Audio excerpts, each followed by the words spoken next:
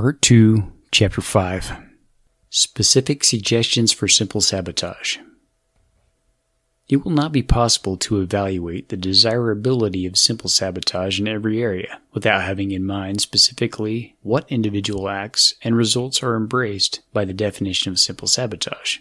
Therefore, a listing of specific acts follows, classified according to the types of target. This list is presented as an example rather than an exhaustive outline.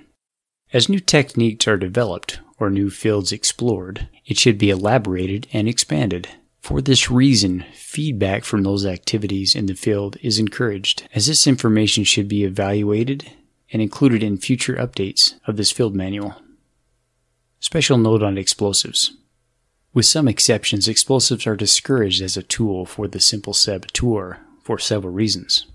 First being the inherent danger of explosives to the saboteur. Second being the difficulty in preventing the innocent from being harmed. Third, being the exaggerated response authorities exhibit when explosives are involved. Part 2, Chapter 5-1. Buildings. Government offices, court and municipal buildings, police stations, jails, county/parish utility maintenance buildings, and even corporate buildings of the military-industrial complex or the prison-industrial complex, along with obvious targets in the U.S. like the NSA, FBI, BATF, DOJ, INS, IRS, DEA, DHS, TSA, FAA, etc., or their equivalent agencies in other governments are outstanding targets for simple sabotage. They are extremely susceptible to damage, as will be listed below, and they offer some of the best opportunities to such friend saboteurs as janitors, cleaning crews, and casual visitors. And when damaged, they present a relatively large handicap to our enemy, both psychologically and actual. Part 2, Chapter 5-1.1. Fire. The use of fire is a point of controversy, but most will agree that if fire is to be used as a tool of simple sabotage, it must be used selectively and with great care to avoid injuring the innocent or damaging private property. That said, fires can be started wherever there is an accumulation of inflammable material. Warehouses are obviously promising targets, as are fuel storage areas, but incendiary storage need not to be confined to them alone. Whenever possible, arrange to have the fire start after you have left the area. Use a tea light and paper combination, setting it as close as possible to the inflammable material you want to burn. Remove the tea light from its metal base, as it has one, leaving only the small candle. You may need to trim the edges of the candle to make it as small as is practical. This will leave as little residue as possible for inspectors to find after the fire. From a sheet of paper, tear a strip 1 or 2 inches wide and wrap it around the base of the candle 2 or 3 times.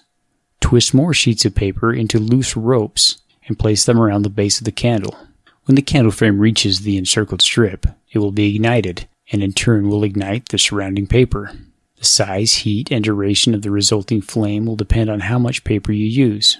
Additionally, you may need to use a small amount of Vaseline or other petroleum jelly on the strips of paper to help them ignite. Experiment with this process until you are comfortable and can repeat the results with each attempt before you use it for simple sabotage. With a flame of this kind, do not attempt to ignite anything but easily inflammable materials. To light more resistant materials, one could use such a candle as above, plus tightly rolling a twisted paper which has been rubbed in more petroleum jelly. To create a briefer but even hotter flame, infuse dryer lint with petroleum jelly and form it into a nest of plain or saturated paper, which is to be fired by the candle. Again, experimentation is the key to success. To make another type of simple fuse, rub one end of a piece of cotton string with petroleum jelly.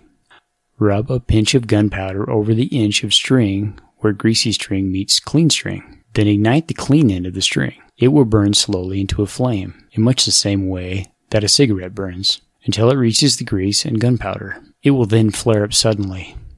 The grease-treated string will then burn with a flame. The same effect may be achieved by using matches instead of the grease and gunpowder. Run the string over the match heads, taking care that the string is not pressed or knotted. This too will produce a sudden flame. The advantage of this type of fuse is that string burns at a set speed. You can time your fire by the length and thickness of the string you choose. Use a fuse such as the one suggested above to start a fire in an office after hours. The destruction of paper records and other types of documents can be a burden to the enemy. However, fire may not destroy data on computers, so the impact may be more psychological than strategic. Once again, the selection of the target is key to achieving the maximum impact of the simple sabotage. Fire may be more useful as harassment or as a distraction than whatever it may accomplish on its own. In basements where waste material is kept, janitors should accumulate oily and greasy waste. Such waste sometimes ignites spontaneously, but can easily be lit with a cigarette or match. If you are a janitor on night duty, you can be the first to report the fire. But don't report it too soon. Also, a clean factory is not as susceptible to fire as a dirty one. Workers should be careless with refuse, and janitors should be inefficient in cleaning and in handling flammable cleaning products. If enough debris and trash can be accumulated, an otherwise fireproof building will become inflammable. Once again, fire can be timed with other events to draw authorities away from a more important activity. Part 2, Chapter 5-1.2 Water, Sewers, and Miscellaneous. Fire suppression or fire sprinkler systems may seem like the perfect way to commit simple sabotage. However, automatic sprinkler systems vary in type, function, and design. Some types can be activated by simple means. Others are complicated. Some systems spray water from all the sprinklers at once. Others only activate one sprinkler at a time, or one zone at a time. Some don't even use water. Some automatically contact the fire department. Some don't. Some sound an audible alarm, and some don't. Before you assume you can use a fire sprinkler system for sabotage, find out the type of system used and make sure it will do what you expect it to do. Research is key. Do your homework before you commit to a project. Toilets and sewer systems are always vulnerable to a variety of simple sabotage, and unlike fire, they are not likely to get out of control and cause unwanted damage or injuries. Every public building has toilet facilities, and very little is done to protect them. Also, it's reasonably safe to assume that restrooms are camera-free zones. One plugged toilet won't close a building, but can be a source of irritation and frustration. However, if the entire sewer system of a building can be disrupted, the building will need to be closed until the problem is resolved. A simple plug can be made with a large natural sponge. Moisten the sponge and squeeze it tightly into a ball. Wrap it with string and let it dry. Remove the string when fully dried. The sponge will be in a form of a tight, hard ball. Drop it in a toilet and quickly flush it down. The sponge will gradually expand to its normal size and plug the sewage line. Some experimentation may be needed to get the right size sponge, but keep trying until you are successful. Expanding foam sold in hardware stores in aerosol cans under the brand name Great Stuff can be used for more extensive sewer obstructions. Fill a small sandwich bag with foam and quickly flush it down the toilet. The foam will expand and escape the bag, plugging the sewer line. Be careful as the foam tends to stick to everything and won't wash off of hands and clothing. It may be possible to attach a longer tube to the nozzle of the can of foam and fish it down the toilet, 3 feet by 6 feet or 1 or 2 meters. Then discharge the foam directly into the sewer line. Such an action would take some planning and may involve leaving behind evidence. So always take that into consideration when planning any action of simple sabotage, especially those that involve D&D. Oftentimes, outside of a building or in a basement or service area of the building, there are sewer line cleanout access caps that can be easily opened, and foam can be injected directly into the building's sewer service line. Cans of expanding foam are difficult to conceal, but can be used in an unended list of applications for clogging or gumming up the mechanical works of office machines, elevators, heating/AC systems, and even security cameras. Quick shots of foam into computer case fans can slowly overheat computers. Expanding foam and injectable glues may be the perfect tools for the friend saboteur, as their applications are only limited by the imagination of of the anarchist. Door locks and hinges are a weak point in the security of any building, but they can also be a source of irritation when they don't work correctly. Hardware and audio parts stores sell a product called Loctite Thread Locker Red 271. This is an amazing product that comes in an easily concealable tube. With a quick squeeze, this product can be injected directly into locks or anywhere a key would fit. It quickly renders the lock useless. Hardware stores also sell a 2-part adhesive in a syringe called epoxy. As you actuate the syringe, the 2 parts mix into a hard, powerful adhesive. Sometimes a toothpick or some other item must be used to stir the mixture for maximum hardening effect. You can use a syringe to inject the epoxy into the hinges of doors that are not in the viewing field of security cameras. This method can be used on older automobiles and trucks with manual door locks. It can also be used on windshield wiper arms and other locations. Your greatest weapon is always your imagination, so set it free to discover what mayhem you can bring upon our enemy.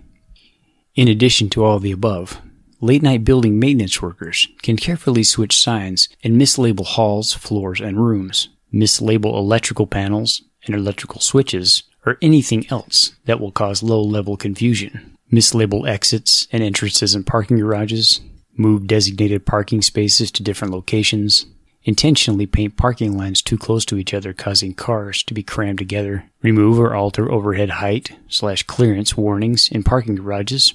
Building cleaning crews can randomly remove papers and reports from desks and unlock drawers at night, or simply move items from one drawer to another, or even from one cubicle to another. Perhaps make it look like one cubicle worker is stealing his coworker's items. Be selective with your targets and focus on the most productive state supporters and decision makers. If you find it necessary to force entrance into a building, a window or door is usually assumed to be the best way to break in. However, that may not be the case.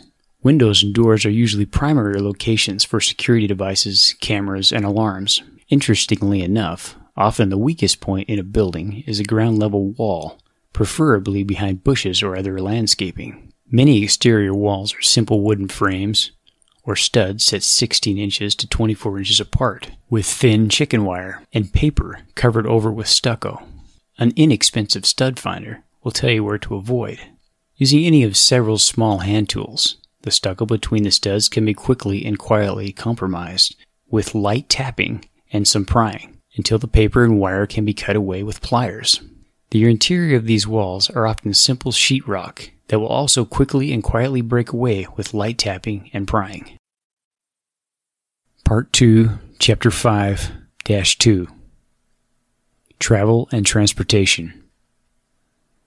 Part 2, Chapter 5/2.1 Railways and Airports. Make travel as inconvenient as possible for government supporters, media types, and military-industrial complex management. Make mistakes in issuing tickets, leaving portions of the journey unconnected. If a government agent is trying to make a tight connection, create as many delays as possible. Overbook flights, cancel connections. Then, when the problems surface, slowly handwrite customer complaints. Ask an endless stream of questions. Constantly apologize while doing nothing to solve the issue. Prolong every process until the train/plane is nearly ready to leave or has left. Delete reservations. Double charge those who are not paying attention. Intentionally send them to the wrong airport or the wrong gate. Obtain access to the arrival/departure boards and randomly program small mistakes into the displays. See that the luggage of government supporters is mishandled or unloaded at the wrong locations. Switch address labels on baggage. Add confusing, suspicious, or embarrassing items into the luggage of government supporters. Be imaginative and have fun at the expense of those who seek to be our masters. Flyers for massage services, oversized adult toys, inappropriate pornography, receipts from strip clubs, or explicit love letters strategically placed in just the right baggage can be priceless to our cause. Always remember, these enemies of humanity would do far worse to you if they had half a chance, so show them no mercy. Part 2, Chapter 5-2.2 Automotive and Roads. Special tip. Slicing a tire can be a quick down and dirty strike against authority. A nastier act is to use a razor knife set to a very shallow depth, not enough to go all the way through the sidewall of the tire, just enough to weaken it. Use an old tire to practice getting the depth right. Reach into the interior side of the tire and make your slice from the metal wheel outward toward the tread. Your cut will not be visible, will not immediately cause a flat, and will likely blow when the vehicle is in motion. Because of the shape of the blowout, it will likely appear as a manufacturer defect or road damage. For more fun, reprogram lighted signs to display nonsensical messages or false information. In areas where traffic is heavily composed of government autos, trucks, and convoys of various kinds, remove or change signs at intersections and on and off ramps of freeways.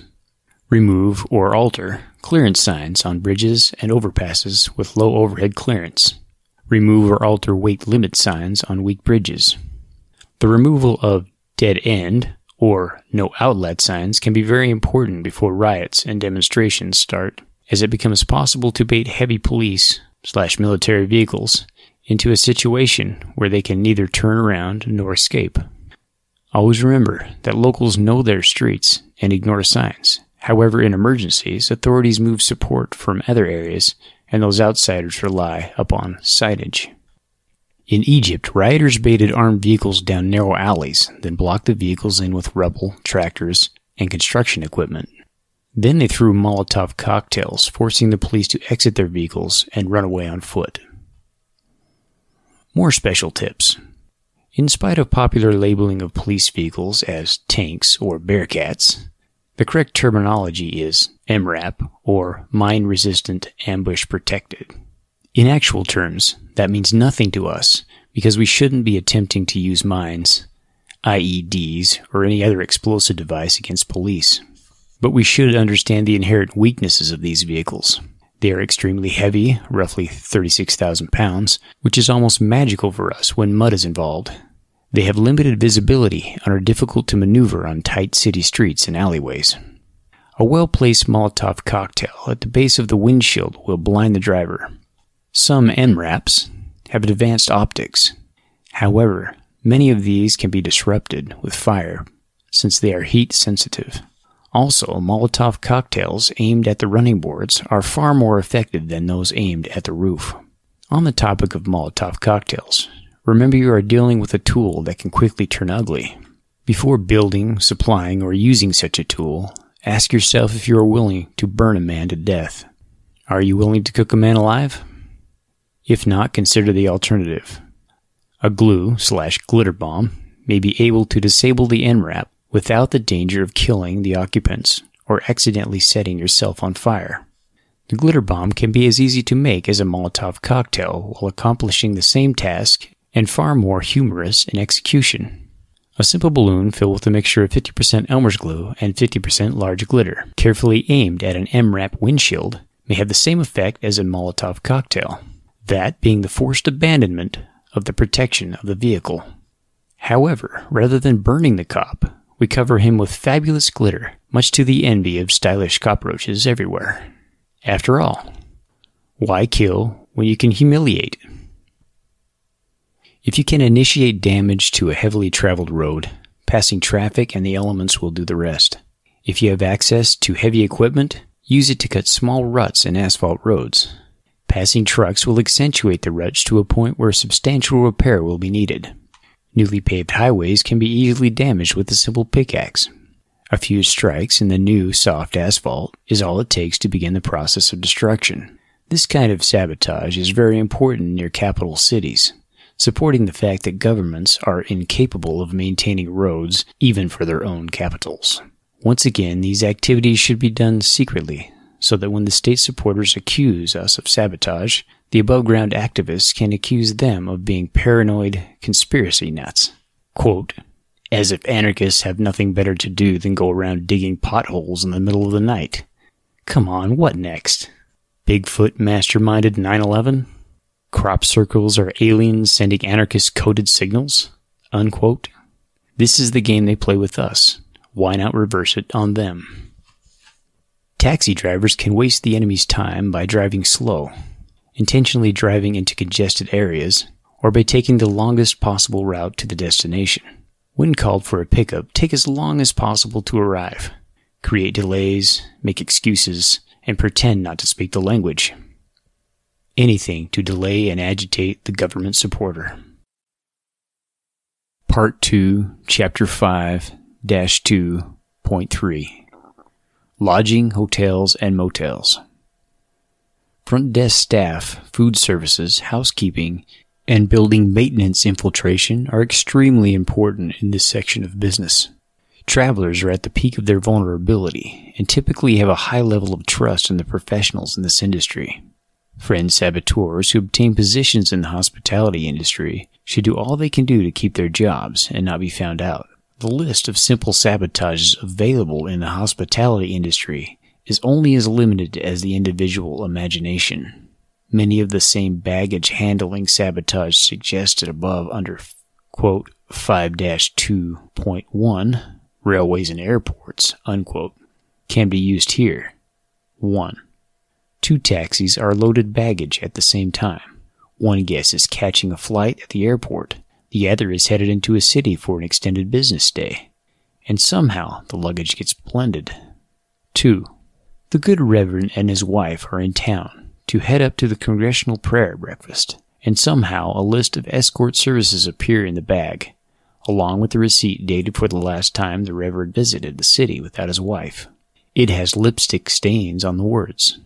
Quote, "Who's my favorite naughty sinner? Ask for Mercedes when you come back, baby." Unquote. 3. The 4-star general is in town to make an appearance on national television to answer questions about drone strikes on civilians in foreign cities, and somehow 3 drops of phenolphthalein make it into his breakfast. A few hours later he rushes off camera and almost makes it to the men's room before he publicly soils himself. Oh, how embarrassing. Hopefully no one happened to be standing around with their cell phone in hand catching that for posterity. Side note of caution. Phenolphthalein is very strong and will absorb through intact skin. Unless you want a case of screaming diarrhea, use caution when handling it. Perhaps consider rubber gloves. Part 2, Chapter 5-3 Targeting Humans. Of all forms of simple sabotage, targeting humans may possibly turn out to be the most controversial practice, definitely the most dangerous. Clearly requires the highest level of skill, and when done correctly is likely to be the most productive to our cause. Part 2, Chapter 5-3.1 The Media. The media have been the primary propaganda tool of the state. One can imagine 5,000 years ago, a talented storyteller garnering the king's favors by weaving a tale about how the king's mother may have been enticed and wooed by a tricky deity, and that's why the king is so great. He is actually a half-god. Looking back 1,000 years ago, what a catchy tune that troubadour is singing about the merciful king that forgives a criminal every year at the great feast he throws the poor. Then, as now, governments steal the wealth of productive people and use it to brainwash those same productive people into loving the government that robs them. In the current manifestation of the state, news and entertainment are so intertwined that sometimes one wonders if it is even possible for the news media to fabricating a story so blatantly absurd that the general public would question its validity. And when a wildly inaccurate portrayal of news events is accepted as fact, often the entertainment industry steps up with a major motion picture retelling the same lie, thereby reselling it to the gullible masses, including the ones who don't pay any attention to the news media in the first place. This presents a problem for those of us dedicated to the truth and committed to revealing that truth to as many people as possible. Our competition, the state puppets in the media/entertainment industry, are extremely well-funded and well-motivated. Like the kings, jesters, minstrels, and bards of old, they enjoy their spot near the royal banquet table and are always a part of the royal ball. Trust in the media must be broken for us to succeed. The entire media con and all of its propaganda are like every other con job. It stands or falls on the rock of trust. The phrase con job is short for confidence job, because the only way a con job can work is if you take advantage of the confidence of the mark or victim. The moment the mark loses confidence in the con man loses the con. It therefore follows that if we are to beat the state's media puppets, we must break the public's confidence in their vision of current events and history. On the surface, that would seem like an easy task. The media typically employs simple-minded clowns who only seem to be talented in chattering a continual stream of nonsense fed to them in their earpiece. But in fact, it is far more difficult than it seems. You see, the relationship between the con man and the mark is not as simple as one might think. The mark wants to believe the con. Similarly, the public wants desperately to believe the media/entertainment industry. Deep down inside, the public knows that if they question the media, and if the media is found to be lying, then they, the public, will be forced to do something. And the public hates it when they have to do something, especially if by do something, we mean research the truth, weigh facts, learn new things, and then act on that newly found information. It's easier to just trust the guy with the perfect hair and gleaming smile that they watch every night on the magical talking box. The key in defeating the media is the same key that must be used against the state on every field of conflict. That being, to fight the enemy according to our strength and his weakness. To do this, we must examine the strengths of the mainstream media entertainment complex and discover its weaknesses. We must avoid the temptation to fight the media on its choice of battlefield. And we must lure the media to our choice of battlefield.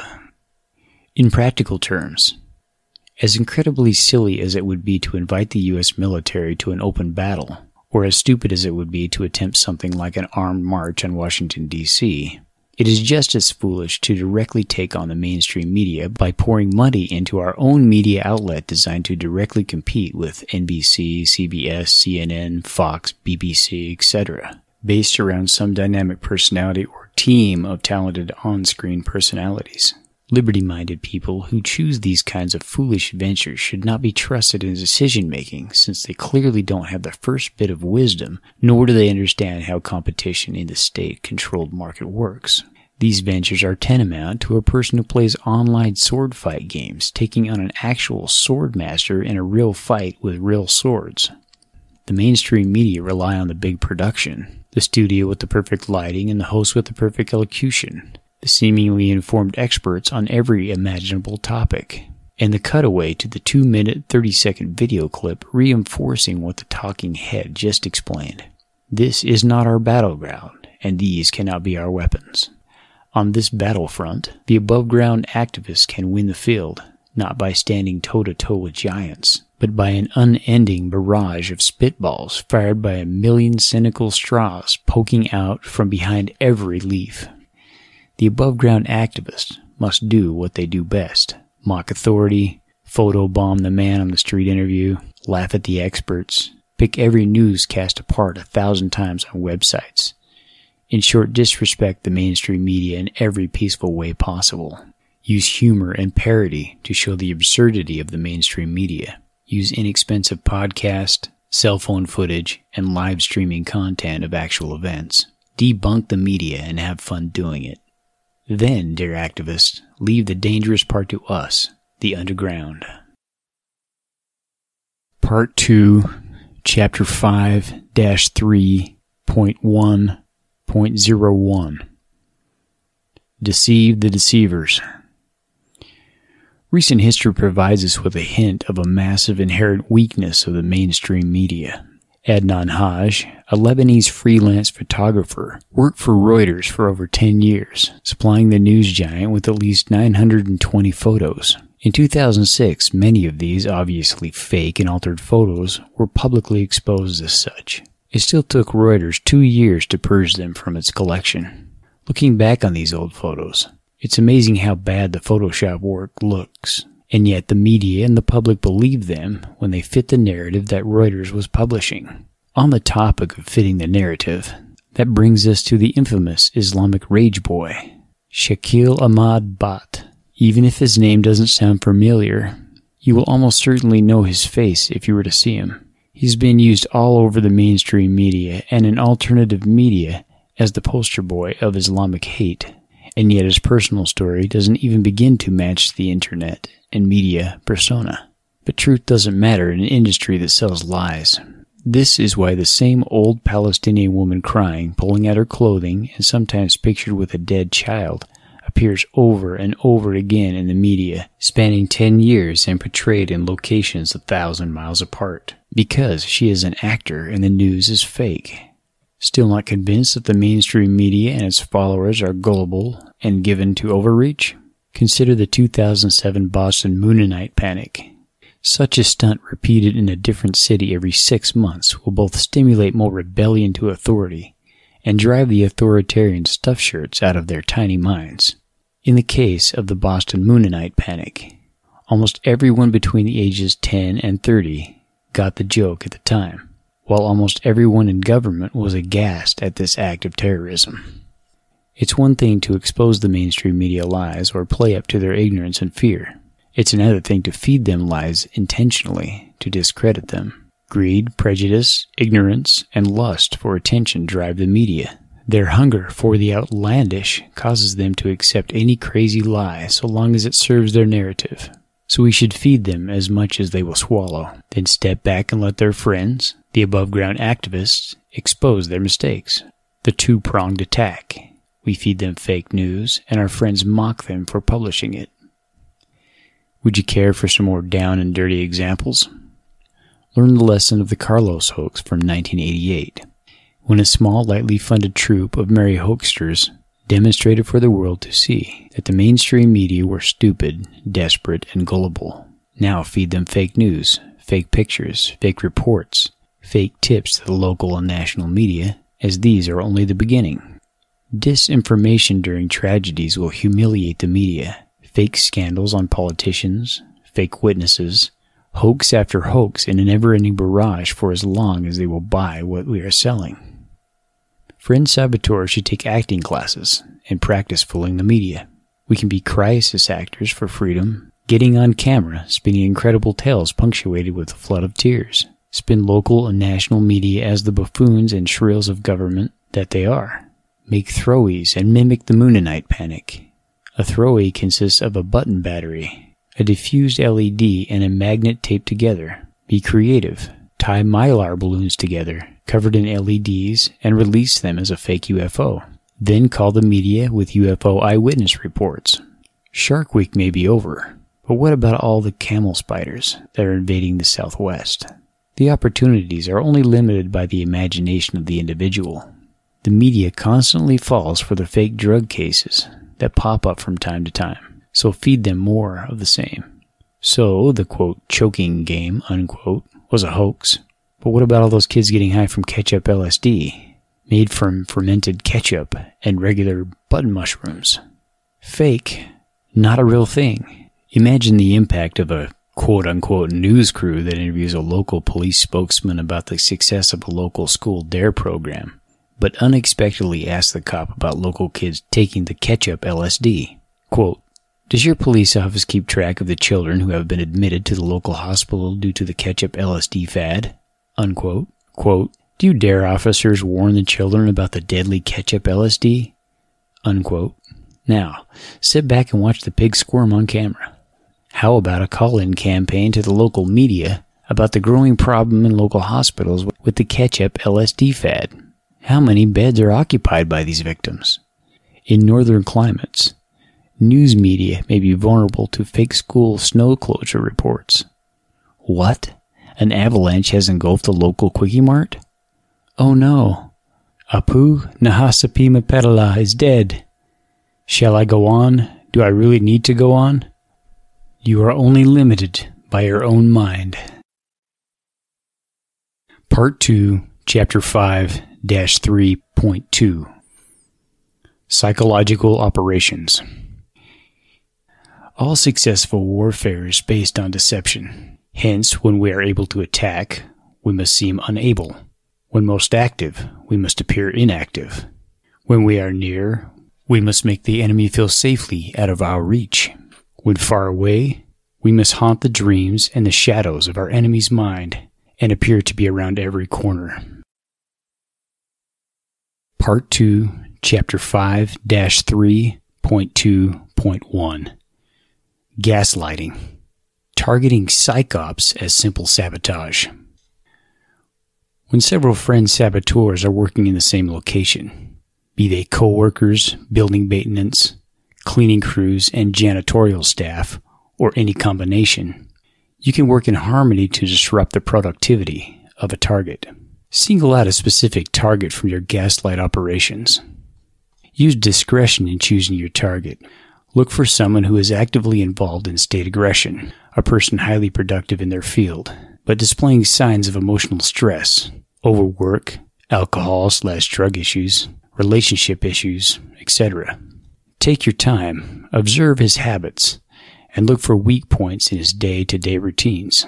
Perhaps your target can become unstable by something as simple as moving his most used items from one place to another on a repetitive basis. Move his coat or sweater to the opposite side of his office or cubicle. When he steps away from a cup of coffee or a restroom break, move his chair into his closet.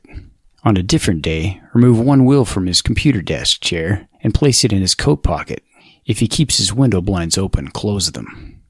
Unplug his computer monitor while leaving everything else alone. Once your target has begun to show signs of self-doubt, you can step up your operation.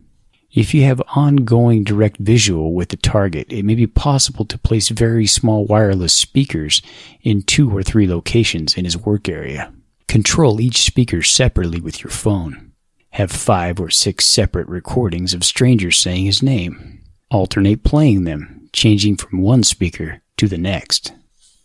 This process may seem cruel and heartless, but if your target's work directly facilitates the robbery, incarceration, torture, or death of the innocent, then he has brought this on his own head when he enters such a field of endeavor. He should not be the recipient of our mercy if he makes his living from the suffering of the innocent. Part 2, Chapter 5-3.2.2 Hit them where they live. Let's say you have developed a friend saboteur network of 5 active friends all in the same general area. Let's say all of you have some outdoor yard or garden tools, mowers, a wheelbarrow, a leaf blower, a small utility trailer, or a pickup truck. Or even better, one of your group owns a lawn service company. Let's say you have a target that is a subject of an active gaslight operation in a nearby town. Let's say you do a little inventive printing and place fake company identifications on your truck, and while the gaslight subject's home is empty and everyone is at work or school, your crew of fake yard service workers remove or destroy the landscaping of his fine upscale home. Then send him a fictitious bill for the work, then begin spoof calling him from a fake bill collector. Let's change that scenario slightly. Let's say none of your network of friend saboteurs is talented in the ways of yard work. However, one of your group owns an automotive towing or wrecking truck. Change the identification of your truck, and when the subject goes to a store or other location where they will be away from the car for a few minutes, tow the subject's car to a non-parking area a few miles away and dump it there. You say, quote, "But none of my network of friends has a yard business or a tow truck," unquote. Well, that's the beauty of a distributed network with no central planner. Ask your friends what they have, what they can do, and make up your own plan. Part 2, Chapter 5-4 Identities. The Department of Homeland Security has revealed that during the 31 months from October 2012 through April 2015, more than 13,000 badges and credentials, 165 firearms, and 589 DHS cell phones were lost or stolen. Having multiple identities is generally illegal. Using such identities in the commission of a crime multiplies the punishment that governments hand out to those who are caught and convicted. Skilled teams working with false identities can and have walked into prisons and walked out with prisoners. Having false identities can be a source of income for a subversive movement. Identities listed with the U.S. Social Security Administration as being permanently disabled may receive monthly payments from the government of $1,000 or more. Simple mathematics and logic tell us that the U.S. government hands out a lot of money to a lot of accounts, and all those can't possibly be legitimate. One more note of caution in regards to identities. Do not simply jump on the darknet and grab the first fake identity someone is selling. It's far better for a member of the underground to develop the skill to produce false identities than to rely on a supplier of questionable motive. Part 2, Chapter 5-4.1. The practice of hacking is intentionally not covered in this manual for a number of reasons. However, the small word of encouragement is added for hackers and would-be hackers. Two types of hacking that require very little to no computer skills are often referred to as social hacking and visual hacking. Some would place visual hacking as a subset of social hacking. Social hacking can include such things as the practice of getting people to let you in where you're not supposed to be, or to give you information they shouldn't. This is often done over the phone, but the skilled can do it in person. Visual hacking can include grabbing sensitive documents from an office printer or unattended desk, watching someone log into an account and remember their login info, or searching through a trash for private documents or personal information. The more a person practices social hacking, the better it gets, and eventually it becomes second nature to constantly be on the alert for opportunities to use your skills. It shouldn't be necessary to explain how handy it is to have sensitive or personal information or access to private or secured locations. So we will simply add this. Even if you don't know what to do with the information, someone in the Friends network wants that information. Someone can use it. Part 2, Chapter 5-5. Forbidden Plants and Booze as Simple Sabotage. A wise man once said, quote, "It is in war that the state really comes into its own, swelling in power, in number, in pride, in absolute dominion over the economy and the society." End quote. This is a true statement. However, it is in the trinity of prohibition, regulation, and taxation that the state owns the productivity of the individual, therefore facilitates war. When the state marries war with prohibition, regulation, and taxation, then we see the beast stand to its full height. The quote-unquote war on drugs has been a ruse from the start, and only the simple-minded or the intentionally fooled ever believed it otherwise. It is an excuse to militarize a local police while using basic economics to create a boogeyman, drug gangs, cartels, minorities, for the purpose of scaring and controlling the ignorant masses. The war on drugs provides the backdrop for rampant racism, as the prohibition is unequally prosecuted. At the same time, it's a method for funneling unimaginable amounts of undocumented cash into the pockets of select operatives in the intelligence community. In addition to all the above, the alcohol industry and the incredibly powerful pharmaceutical industry complex have long been supporters of drug prohibition. When the time comes, governments will back down and allow more and more legal recreational drug usage. The move to quote, unquote, legalize it and tax it, and quote-unquote, legalize medical marijuana are nothing more than a continuation of the same ruse, using pacification techniques to control public resistance. Eventually, marijuana will become more and more mainstream and will be corporately controlled like the alcohol industry. Only a small handful of crony corporations will be allowed to grow it, transport it, or sell it. The price will be fixed by regulation, and taxation will be built into the price structure on multiple levels. That will not be a victory for freedom. It will be a successful act of pacification and neutering. Before then, during this window of opportunity, the drug war can provide several methods of simple sabotage. Farmers, gardeners, and horticulturists can do a great service for the cause by hybridizing a strain of marijuana so that it reproduces faster and grows shorter in height.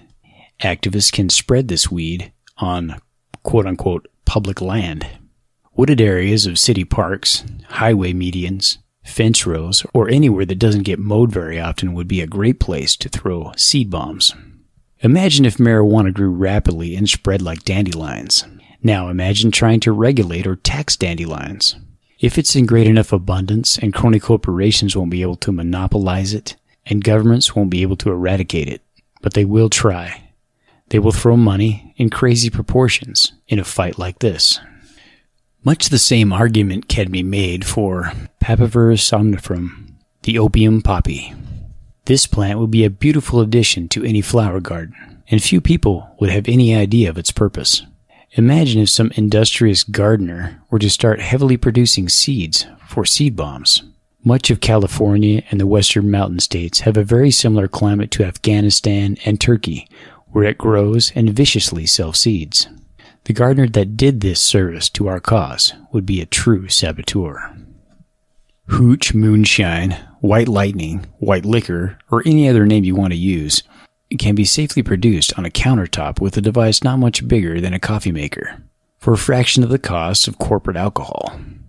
Current to the writing of this manual, a countertop device like described above is sold by several independent manufacturers on the internet for about $200 and can consistently produce a safe, decent quality vodka for about $5 per gallon.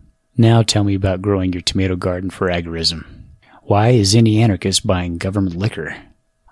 Like Bitcoin, agorism in the production of forbidden or restricted products like these undermines the authority of the state, creates funding for more projects, and stimulates the black market economy. So what are you waiting for? Superglue that cop's wiper blades, glitter bomb that mayor, and let's all throw our shoes into the gears of this machine until it grinds to a halt. More ideas? Okay. How about these for future chapters? Baiting politicians, judges, and police chiefs into honey traps for extortion, profit, and fun. Developing a transportation network to move activists and dissidents away from government reach and into safer areas. Use of drop phones. Use of voice over internet protocol. Use of virtual private network. Use of the onion router. Do you like these ideas? Great. Write the chapters and add them to this book. To the 1st Lego Brigade. Friends, be safe, have fun, do your best, and be proud of what you do.